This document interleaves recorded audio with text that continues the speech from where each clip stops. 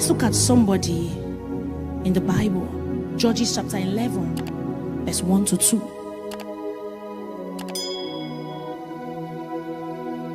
Judges chapter 11, verse 1 to 2. New King James Version. New King James, NKJV. Judges 11, verse 1 to 2. It's about Jephthah. It says, now Jephthah, the Gileadite, was a mighty man of valor. I would like it to be projected. Good. Thank you very much, media. Verse 1. Let's start from verse 1 so you can listen to this. It says, now Jephthah, the Gileadite, was a mighty man of valor. And he was the son of what? He was the son of who? And Gilead begat Jephthah. Verse 2. And Gilead's wife bare him sons, and his wife's sons grew up, and they thrust out Jephthah. Jephthah was thrown away. He was first the son of a harlot, and then they now threw him away. You know why I'm reading this scripture? Somebody is here. They're like, who born me? Doesn't look like it makes sense. I'm a mistake. He was the son of a harlot. What still? They threw him out. And they thrust out Jephthah and said unto him, thou shalt not inherit in our father's house, for thou art the son of a strange woman. If you go down to the last verses of this particular chapter, you realize that these same people who threw him out, he was thrown out of his very community that he was used to. When it came to a point in their life when there was war, they looked for Jephthah. If you look at the verse 1, he was introduced as what? A mighty man of valor. But everything around him didn't look like it. It didn't look like it. My background didn't look like it. My look didn't look like it. Everything around me didn't look like it. My parents have fought in my secondary school and my sisters fainted. I'm telling you where I'm coming from. Nothing looked like it. If somebody shares the provider and say, will you become a female minister tomorrow? You'll be this, it didn't make sense. Because listen, when God calls you, it doesn't make sense. It doesn't matter if the things around you don't make sense, or what the prophetic word doesn't make sense. When he has called you, because you are joined to him, it must surely be fulfilled, whether they believe it or not. It didn't matter. Growing up, I was called feeble, even in marriage. I remember some of my husband's relatives, they looked at me and said, this one is feeble.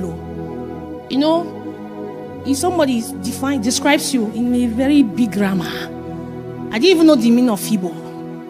To God, I say feeble. I had to check the dictionary. You know, there's a way somebody will describe you, and is beyond saying you are lazy. You now use one word. That's what I was called. This was Jephthah.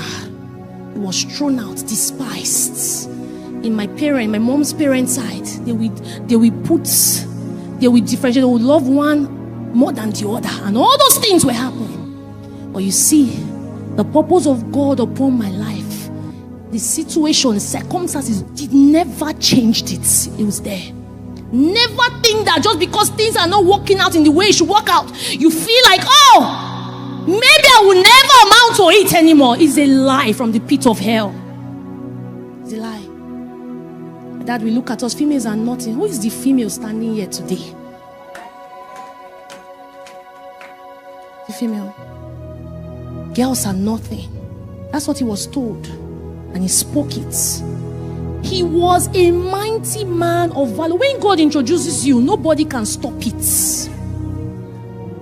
When God puts a description on you, is a seal, nobody can unseal it, except it's you who changes your identity. Except it's you who have refused to accept who you are. They looked for Jephthah. That's what they did. They looked for him. Let me tell you, God will do so much in your life that even your parents that have been neglected, because you stood and God is raising you, be remembered. They will be remembered. Let me explain. don't joke with the call of God upon your life. My mom was one that nobody remembered. Let me call her the rejected. She went through hell. Going through, giving birth to 5 girls, looking for a male child. She gave birth to 5 girl children through CS. Because she was trying to keep her marriage that was never kept. Flesh don't keep marriage. But let's keep it there till tomorrow.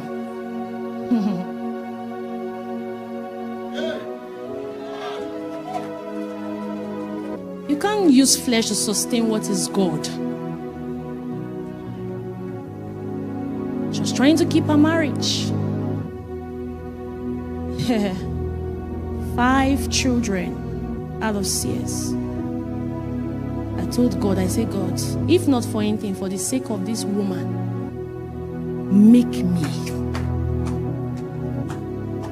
The people that forgot about her, relatives that we call every other person around her, but not her.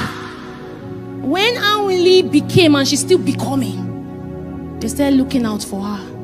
My mom will call me and she'll send me a message. She'll say, Anwili, look at my people. Pastor Peniel and Pastor Caris, please celebrate them. Hallelujah.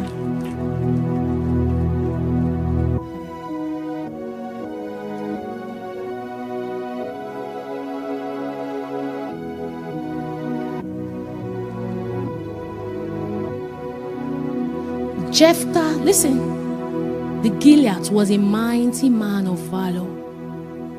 So it therefore means that regardless of my parents' situation all around, there was already a description. So the situation around me does not erase the description. God will so do it that even your mom, your parents that were forsaken, rejected, He will do it so much in your life that the people who neglected her will remember her. Purpose makes you a sought after, fulfilling it. The people that called me feeble, I'm no longer feeble. Because when you so embrace what God has destined you to be, you accept it, you are healed, you receive strength from Him. Because you are joined with Him, He supplies strength every day. So when you stand, people will look for you. Because let me tell you, when you stand, you become the standard. People will look for you. Do you know when Jesus went to His hometown, they asked him, is this not the carpenter's son? They couldn't comprehend it. Yes, even though familiarity arose, they couldn't draw much from him. But the most important thing is that they were wowed. Whether they draw from him or not, the most important is that they are wowed when they see, is this not Anwili I used to know? Is this not this person I used to know? My mom will send me a message almost every day. You know what her message is? Anwili, thank you. I'm proud of you. Thank you. I'm proud. You are a gift to me. My mother. Do you know what it is for you to sit and you are moving? And then the parents, your mom especially, I'm emphasizing on my mom because she was dealt with. And then she's alive to watch her child. That they say females are not in her eyes.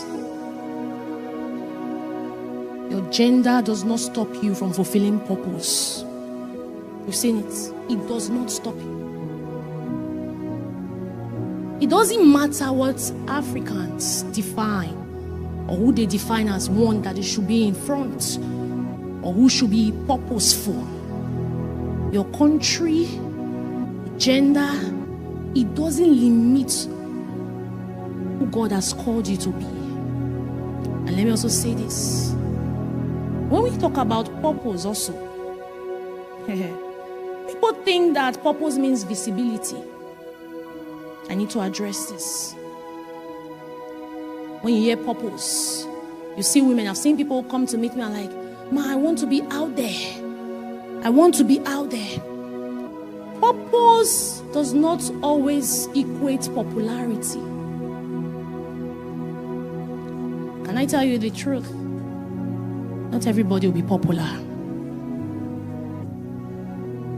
Not everybody. And that's why I like a woman in the Bible. Her name is Tabitha. You see, if you don't have an understanding of these things, that is why when they ask you to sing as a music minister, you'll be looking for mic to lead when they say back up.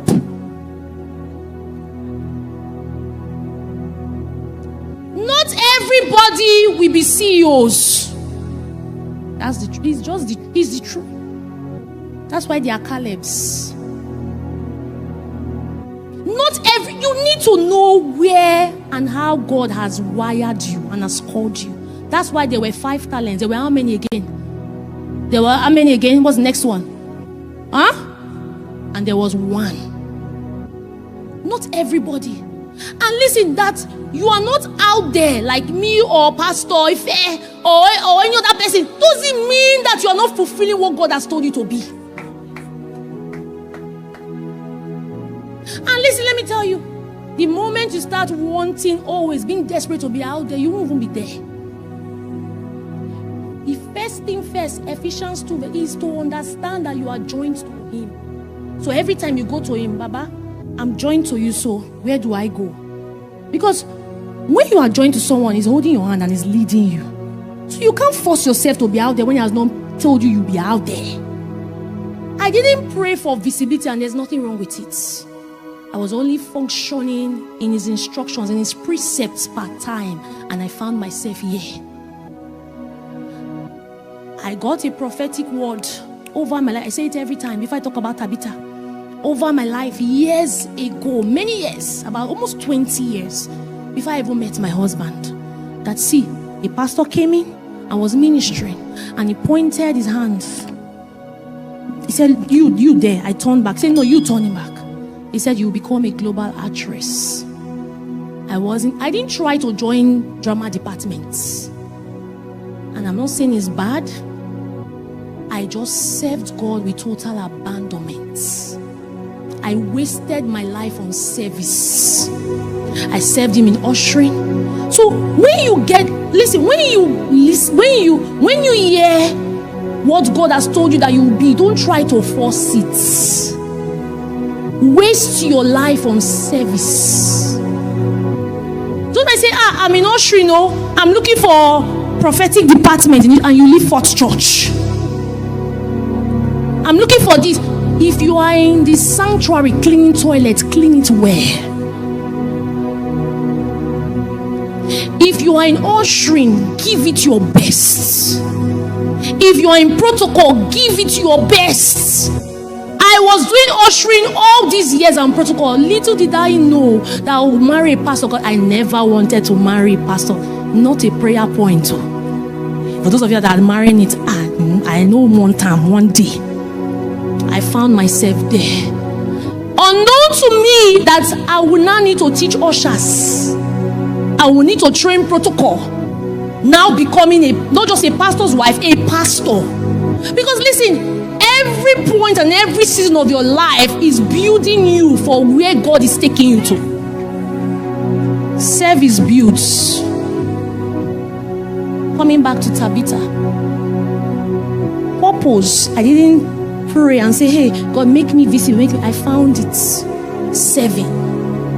Tabitha was not a rainy woman in all chapters. She wasn't like a Deborah that was loud. Just one chapter be how many verses? Sir? Few verses. Tabitha. It was, for me, I think I heard about her before I even read about her. When they were talking about her death, the miracle that happened. She wasn't. What was she doing? Hospitality. That's what she was doing.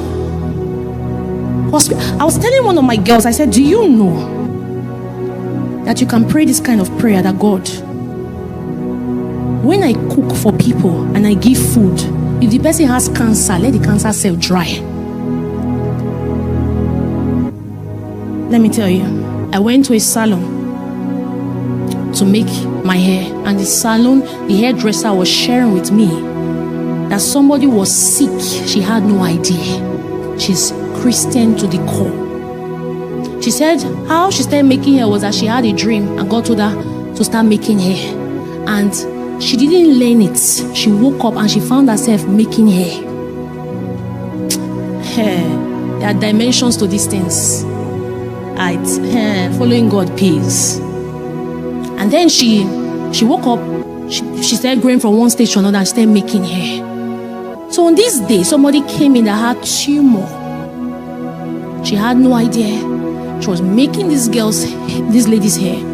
Making the lady's hair, just busy making the hair and all of that. And then somehow, she started humming a sound.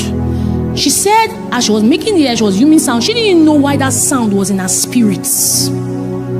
She was humming the sound and she started, then as she was humming the sound on here, she had told the customer, I said, sorry, please, but I just feel like praying for healing. I don't know why. She wasn't saying praying for healing for the lady, but she was just praying. Don't joke with burdens in your spirits.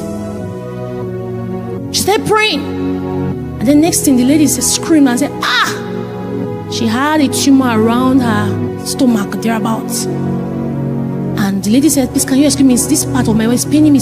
And she went out to ease herself. Long story short, she left the salon. She was scheduled to go for a scan 2 days after. She went for a scan and there was no single tumor. She called the hairdresser and said, remember you prayed for... Now this hairdresser cannot even remember she prayed for healing. Because it was something that it was a quickening that happened that moment. And that was how she called her. And you know what? This woman doesn't just make hair there. She has recommended many. She puts the girl on constant gifts. I'm saying this story to say that don't joke with your placements. Who would have ever thought that? Even Tabitha, I feel like when she was alive, she didn't even think she was making much impact. You can be doing something and you will never know you are doing so much. She didn't even think she was making much impact. It's possible because I've been there many times. And on her death, see the widows that gathered. I was sharing with my mentee. I said, don't joke with this care team, this hospitality that you are doing. Don't joke with it. Don't. And how I know that serving tables is very powerful. Look at the story in Acts chapter 6. When the apostles, they were looking for men that will serve so that they can focus on what God has. What did they do? They said, choose amongst yourselves. What were the qualities? Men full of the Holy Ghost. So it means that when you are full of the Holy Ghost, out of your fullness, you fulfill purpose. It doesn't matter what you are doing. I was telling one of my girls, I said, do you know, as you are cleaning these toilets, this washroom, people are entering and say, Lord, cleanse them from anything that is. Do you? It's because we take things casually. We take things casually. There was a time as a single person I would pray and say, God, if anybody comes into my room as a visitor, may they experience encounter without me speaking. Because listen, when you understand that you are joined, there's an atmosphere you carry. Doesn't matter what you are doing, no matter how small. So when you are joined with Jesus, knowing that you are joined with Jesus, the anointed one, you cannot afford to live your life casually. He understands, he wove you into, he is conscious of every detail of your lives. If the anointed one is conscious of every detail of your life, you cannot afford to live unconsciously or half consciously. You can't. You are moving on the road, you are in the car, someone is walking into your room, you are saying, I am a carrier, I am joined with Jesus. So therefore, if anybody comes into my room like this, the person experiences encounter because there are deposits around this room. As a single person, I'll pray, I say, God, whatever you are making me become. However, but Lord, when people come into my room, let them feel an atmosphere. And I remember one day, a lady came into the room. I didn't know that God was already showing me ahead of what he wants to do through my life. But I will say all those prayers. And this lady came to me, she started screaming. She came to visit me. She screamed and fell on the ground. What's happening here? I said, God, I didn't even, because I wasn't a pastor, nothing, just a single lady. I'm like, God, how do I handle this one? I've not seen this kind of thing before. You know, the prayers you pray, you don't understand what way. And then he said, just touch her on your chest, on her chest, touch her on her head and everything. I said, shouting. What happened? The demon started speaking through her. I had to show, I don't even know how to do it, my first time ever. And I prayed and didn't know that she was also sick. She was afflicted. For how many years of her life, she was experiencing a kind of ache. And Mikla spoke over her life, silenced that demon, casted the demon out.